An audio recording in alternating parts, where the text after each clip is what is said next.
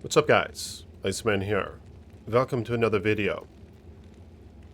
Thank you for my recent channel members. I just enabled the channel member option about a week and a half ago or so, and I already have 7 members, so that shit really helps. If y'all want to become a channel member, hit the join button or click the link in the description below. Appreciate you guys, as well as my patrons. May your finances be blessed, and may you have many wives. But in this video, I wanted to showcase this Manazan, and he has a very expensive javelin on him, and he also has J-Mod. So these items are very hard to attain. I've heard legend of these javelins. Now, mind you, the indestructible mod on these is hacked. Alright, this is from Hero Editor. And they're not just called Maiden Javelin in Blue. I forgot what they're called. Maybe I'll look it up in a minute here, but nonetheless, they're magic Amazon javelins that can roll 6 to javelin and spear skills and 40 IES. I mean, these, I've seen these go, I've heard legend of these go for 40 high runes. Alright? And I'm not kidding you, dog. I've heard legends of that these go for 40 high runes. They have, anyway, in the past. So basically what you need to do is go around and look for any maiden javelin. The level requirement on these is misleading. I believe it's a higher level requirement. If you're in hell mode, and if you see a maiden javelin, a ceremonial javelin, or a matriarchal javelin, pick that shit up and identify it. Because these can be quite valuable, as mentioned, and as the legends say. They're very desirable in that this is obviously the highest javelin and spear skills that you can get on a roll. Now, I think it's also important to pick up rare versions of the same mentioned javelin types. Even though you can't get 640 on the rares, you can still get some pretty high rolls with additional mods that can be convenient. But I think these are probably the most expensive javelins you can get. Now, I'd rather personally have them in ceremonial or matriarchal, even though they'll have high requirements. This is mainly due to the fact that you'll do a bit more physical damage with them, which is important. Because when you do physical damage with your javelins, you leech more. So if you have some life leech or mana leech on your character, you might be able to sustain your health and mana pools just a bit more effectively in that case. Now, this build doesn't have any life and mana leech, but that's fine. But hell yeah. These javelins are absolute toad. And check your breakpoints. His breakpoints are, I don't know, isn't it like 50% or something? Or 54% or something like that? Amazon IES breakpoints. Just Google it. And here's a tables chart. Yeah, here it is. Okay, so with the javelin, there we go. Oh, 50 is actually a breakpoint. Oh, you need to know your javelin type. My bad. It's 52. So I said 54. I was off. You have to look at the javelin's base attack speed, which these ones, I believe, are -10. So 52 is a 10-frame breakpoint, whereas 89 is the next one. All right, but this is they make it a lot easier to get to those breakpoints, basically. So this one's at the 52 breakpoint, the second to the best, really. That's something important to factor in, because with Lightning Fury, when you start casting these like a bat out of hell, and if you have 100% Pierce, which I think is damn important, all right? I don't settle with 98 Pierce. I don't settle with 99 Pierce. A hundo Pierce is godly. So just make sure you get that. So use Razor Tail, don't use this. Nonetheless, here's the build.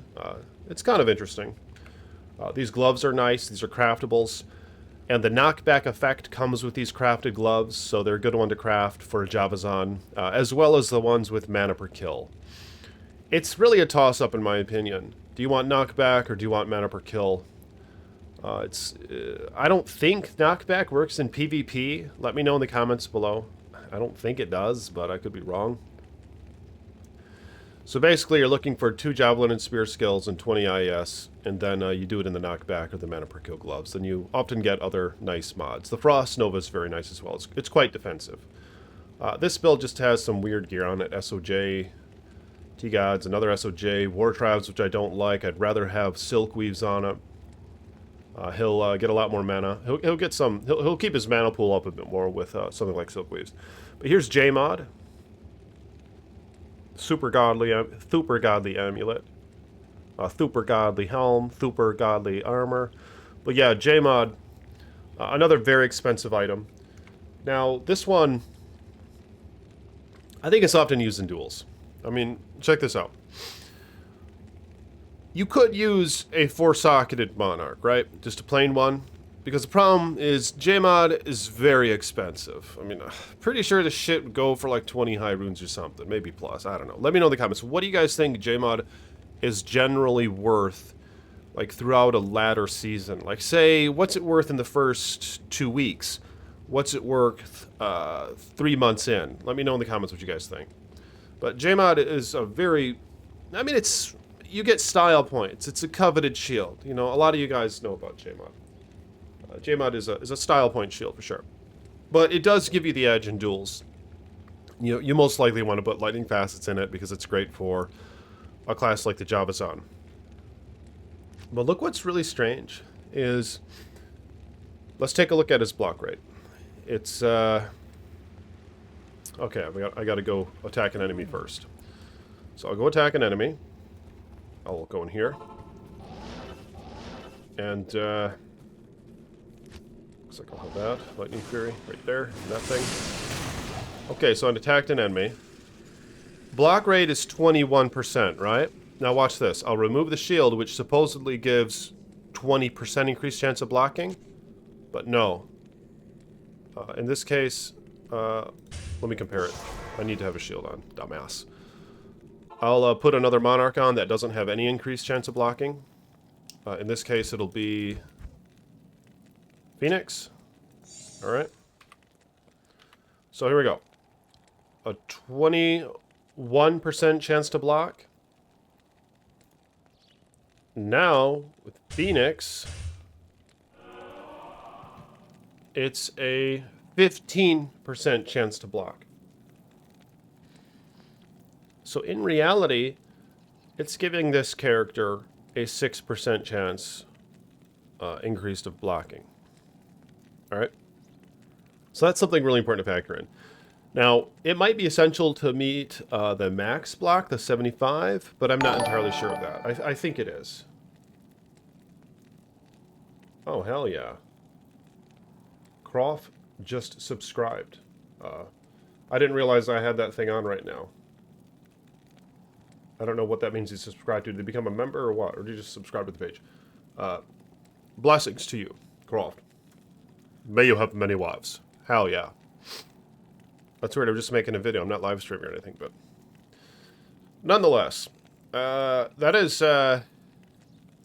that's, yeah, that's Toad if you're a member, man. I don't know. I mean, subscribers are great, too. Yeah. Peace be with you. Blessings to you. May you have many wives. May you have finances be blessed. May your offspring be a number like the stars in the sky. Peace be with you, sir. And the same goes to all my members and patrons. Hell yeah. Like I said, it might be essential to have the 20 increased chance of blocking to reach 75, but I don't know. Let me know in the comments below. Can you still, if you pump the Toad out of your decks, can you still get 75 block chance without having any increased chance of blocking on your shield, other than just its base that it starts with? I don't know if you can. Obviously, these they come with 47% chance. The Monarchs. Yeah, I don't know. It's strange, but okay, I'm gonna put this back on. But another thing to note about J-Mod, of course, is the 30% faster block rate, which all around is very nice to have. Not much gear in the game gives you faster block rate. And if you get it on your shield like this, it can be pretty nice. Of course, as an Amazon, you're also dodge, dive, dip, duck, and dodging because of all your passive skills. So there's also that going on. But on occasion, you do block, obviously. But check this out. I mean, look at the Lightning Fury. 4,800, and with J-Mod on and Griffins and all that other stuff, piercing enemy lightning res by 40%. Now, unfortunately, her actual pierce, in terms of like the javelins going through the enemies, isn't maxed out, which really sucks. It's 83% chance, but that's fine. I mean, watch this. Watch how godly this character is, even on Player's 8. All right, Player's 8. Enemies have a ton of HP. I'm going to have my mercenary. Even without the mercenary, though. I mean, you guys should see this shit without the mercenary. I'll show it to you. I'm going to take that infinity off him for a minute. All right, so no infinity. Look at this. Like one toss killed them. Most of them. You need to have max pierce. But look at all those that he killed. Hell yeah. Charge strike, of course, is very nice. You gotta have that on your left click. Look at that. 12,435 max bolt damage. And there are 12 bolts in total. Now, obviously, these bolts, they do shotgun effect enemies. No, but this, and I'll go to the Chaos Sanctuary. In fact, I'm going to BO and all that. Oh yeah. So watch this, bruh. Watch this, bruh. What she needs, yeah, she could use the infinity. I mean, this is Player's 8, man. And those guys are actually somewhat light resist. Or they're not so much, but these guys are a little bit. Yeah, yeah. Hell yeah, couple pokies, and it does the trick. Player's 8. Player's 8, and there they go. Alright, what I'm going to do is I'm going to put the infinity on the mercenary now. Identify this as a shekel. Not bad. On occasion, of course, you run into an enemy like this, where it is nice to have Titan's Revenge or something on Switch. I prefer a non-ethereal, because it's just a bitch waiting for them to replenish, and I love to toss them like a bat out of hell. But in this build, really, if you're using the rarity ones, then you might as well have ethereal ones, because you're not going to be using them a ton. You're only going to be using them against enemies whose lightning immunity is not broken by your mercenary's conviction aura. I need to go repair these things. What do you need? Yeah, the Amazon, I mean, this used to be one of my favorite characters. Alright? This used to be one of my favorite builds. I just haven't had much desire to play the Amazon with its current iteration, with what D2R decided to do with the Amazon. But I plan to go Necromancer, but nonetheless, it's a very powerful build, and it's really hard to say no to be honest with you guys. You feel very powerful. You're quite durable, and look at this. She doesn't even have. Doesn't even have max res. The res are very low. They're 10%. So wretched resists. And of course, this isn't the most dangerous area in terms of elemental output from your enemies. But nonetheless, you know, there still are a lot of elemental enemies here. It's not super dangerous, but it's dangerous to an extent. But so yeah, really, if we're doing a chaos run, teleport to where you have to go. Didn't have to kill those ones. You can poke the bosses, and you'll kill them in like 1 or 2 pokes. And it's actually quite impressive as well how quickly this character can murder Satan. I'll show you guys how quickly this character can murder Satan. Yeah, the mana per kill on the Silkwoos would be very nice. You could use... obviously, you could use Phoenix, which is very nice as well. I don't think they fixed the annoying bug where the Firestorm delays your attack. Very annoying. They didn't fix that, did they? Which is quite sad. Yeah, what we need somebody on the D2R team, or the Vicarious Visions team, or whatever you call it now. We need at least one person on there who has played Diablo 2 for more than 100 hours. And it might be asking a lot, but I think if enough of us request it, they might hire somebody who's played Diablo 2 for 100 hours or more. That's fine. If they're at the 100-hour mark, that's fine. That would be better than nothing. It will certainly be better than what it is right now. Because if you have somebody who's played this game for at least 100 hours in total duration, they could probably think of things like that. Well, like, hold up, there's these annoying bugs throughout the game that could be fixed. One of which is the fact that Phoenix has this cast delay that interrupts your character's attack. So when using it on something like a Javazon, it's very annoying to deal with. So they could fix little things like that. And I mean, hell, maybe even other things, like they'd give us a loot filter or something. They'd take away the current nerf to Hydra. They do all sorts of things that would be just simply convenient. So give me a hell yeah in the comments below if you guys would like to see someone on the D2R team who has played this game for more or equivalent to 100 hours in total. Give me a hell yeah in the comments. Won't that be awesome? I mean, just imagine the possibilities. I mean, even outside of that, they could just take anyone who's a fan of Diablo 2, like anyone who's played the mods, who's played Path of Diablo a little bit, who's maybe, I don't know, gotten through Nightmare Mode or something on PD2. You know, anyone who's defeated Nightmare Mode or greater. I mean, maybe that's all I don't know, maybe that's all we need is just someone who's actually made it through Nightmare Mode or something. Maybe that's all we need. But I don't think it's too much to ask. The 100-hour threshold. So give me a hell yeah in the comments below if you guys are with me on that. So here's Satan, just a couple hits and it kills him. Perhaps a better build. Like, these are style points and all that. Like, these things, maybe they're more ideal for dueling. I don't know. Even though it could be argued, T-strokes, even for dueling, I don't know. They have benefit. They have their benefits. One of which, most importantly, is the piercing of enemy light res. The more of that, the merrier. I'm a big fan of T-strokes. Now, that's another thing that could be fixed, is Javelins need to have at least 500 in their stack. It's way too annoying. The need to go to town in the middle of your gameplay, in the middle of clearing areas. You're forced to go to town and repair these things. Or you got to have a second one on hand, and we know we're very limited on inventory as it is. And of course, even with things like Titan's Revenge, if they're ethereal, you're going to run out of them all the time anyway. If you play the way I do, where you're throwing them like crazy, you run out, and then you either have to have a spare on hand, or you have to wait for the damn things to replenish.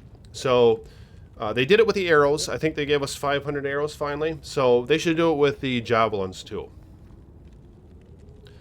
Give us stacks of 500 at their base, and then the ones with increased stack size, make them 750. Something to that regard would be awesome. But let me know what you guys think about this character and these epic javelins. I feel like in the end, in general, I'd probably prefer T-strokes over these, and maybe a nice pair of Titans to just get around okay. But yeah, let me know what you guys think about these javelins. Become a channel member if you will. I think the more channel members I get, my speculation is that YouTube is going to promote those channels more who have more channel members because it's all integrated in YouTube and they'll basically get more money. So yeah, become a channel member if you will. Appreciate my channel members. Patrons as well. Appreciate you guys. May the Creator bless you and keep you, and may you have many wives. More videos to come. Peace with you.